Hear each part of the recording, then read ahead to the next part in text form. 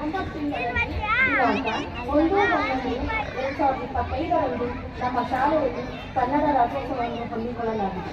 ಅದೇ ತಿಂಗಳಲ್ಲಿ ದಿನಾಂಕ 14/11/2025ರಂದು ಮಕ್ಕಳ ದಿನಾಚರಣೆಯ ಪ್ರಯುಕ್ತವಾಗಿ ನಾವು ನಮ್ಮ ಮಕ್ಕಳ ಸಂತೋಷಕ್ಕಾಗಿ ಶಾಲಾ ವತಿಯಿಂದ ಶಿಕ್ಷಣ ಪ್ರವಾಸವನ್ನು ಶೈಕ್ಷಣಿಕ ಪ್ರವಾಸವನ್ನು ಕೈಗೊಂಡಿದ್ದೆವು. ಮಕ್ಕಳಿಗೆ ಮಡಿಕೇರಿಯಲ್ಲಿ ಹಲವು ಸ್ಥಳಗಳನ್ನು ವೀಕ್ಷಿಸಿದೆವು.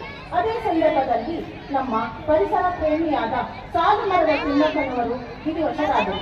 ಹಾಗಾಗಿ ನಾವು ಅಲ್ಲಿಯೇ ಆ ಒಂದು ಕ್ಷಣ ಎಲ್ಲರೂ ಮೌನಾಚರಣೆಯನ್ನು ಮಾಡಿ ನಂತರ ನಮ್ಮ ಪ್ರಯಾಣವನ್ನು ಮುಂದುವರಿಸಿದೆವು.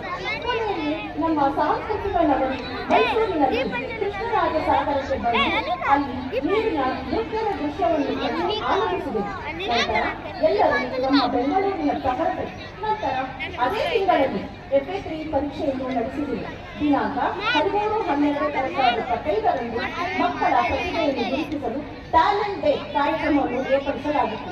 ಅದರಲ್ಲಿ PKG, LKG, UKG, 1ನೇ ತರಗತಿ, 2ನೇ ತರಗತಿ ಹಾಗೂ 3ನೇ ತರಗತಿ ಮಕ್ಕಳಿಗೆ ಚಿತ್ರಕಲೆ ಸ್ಪರ್ಧೆ ಹಾಗೂ 6ನೇ ಮತ್ತು 7ನೇ ತರಗತಿ ಮಕ್ಕಳಿಗೆ ಆಶುಭಾಷಣ ಸ್ಪರ್ಧೆ ಹಾಗೂ 8ನೇ, 9ನೇ ಮತ್ತು 10ನೇ ತರಗತಿ ಮಕ್ಕಳಿಗೆ ನಮ್ಮ ಹಳ್ಳಿಯ ಸೊಬಗು ಹಾಗೂ ಸಿಟಿಯ ವೈಭವದ ಬಗ್ಗೆ ಚರ್ಚಾ ಸ್ಪರ್ಧೆ ಮತ್ತು ಇತ್ತೀಚಿನ ದಿನಗಳಲ್ಲಿ ಹೆಚ್ಚಾಗಿ ಮೊಬೈಲ್ ಬಳಸುವುದರಿಂದ ಮೊಬೈಲ್ ಬಳಕೆಯ ಬಗ್ಗೆ ಚರ್ಚಾ ಸ್ಪರ್ಧೆಯನ್ನು ನಡೆಸಲಾಗಿದೆ.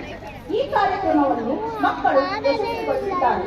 ನಂತರ ದಿನಾಂಕ 17/12/2025 ಹಾಗೂ 18/12/2025ರಂದು ನಮ್ಮ ಶಾಲೆಯಲ್ಲಿ ಕ್ರೀಡಾಕೂಟವನ್ನು ಏರ್ಪಡಿಸಲಾಗಿತ್ತು.